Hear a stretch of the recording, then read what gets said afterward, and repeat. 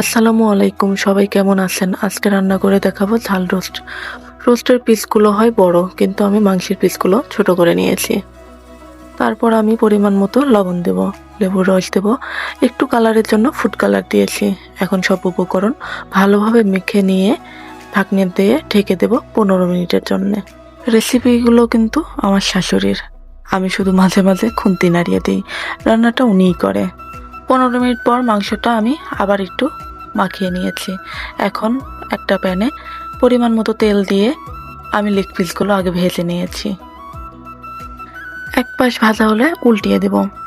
মাংসগুলো খুব বেশি ভাজার দরকার নাই, আমি একটু লাল লাল করে ভেজে নিয়ে তুলে নিয়েছিলাম। এইভাবে এক এক করে সব মাংসগুলো আমি ভেজে নিয়েছি। খুব কষ্ট লাগে তখন, যখন এত কষ্ট করে ভিডিও করে এডিট করার পরেও ভিউজ পায় না। রোস্টের জন্য এখন মশলা করে নিব। ব্লেন্ডারে 3 চামচ টক দই দিয়েছি, চীনাবাদাম, কাজু বাদাম দিয়েছি, কুড়োনো নারকেল দিয়েছি। এখন এই সব উপকরণ পেস্ট করে নিব। পেস্ট হয়ে গেলে একটা বাটিতে নিয়ে শুকনো উপকরণগুলো দিয়ে দেব। প্রথমে হলুদ গুঁড়া, মরিচ গুঁড়া, রোস্টের মশলা দিয়ে সব উপকরণগুলো ভালোভাবে মিক্স করে নিব।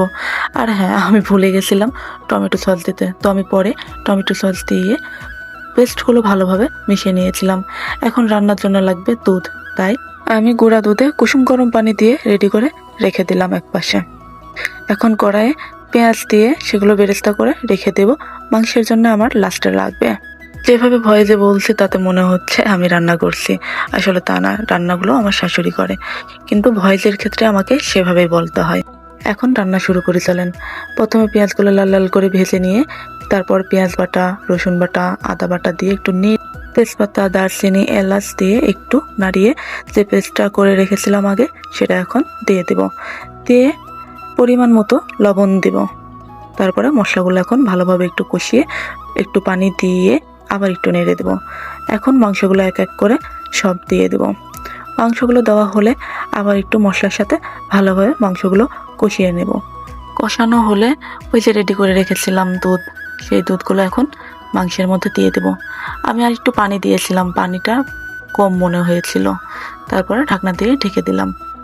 এই তো আমার মাংস রান্না হয়ে গেছে। এখন সেই বেরেস্তাগুলো দিয়ে আবার মাংসগুলো নেড়ে দেব। এখন পরিবেশনের জন্য উপর দিয়ে অল্প করে বেরেস্তা ছিটিয়ে দিলাম। দেখেন কত সুন্দর লাগছে, খেতেও কিন্তু অনেক মজা ছিল।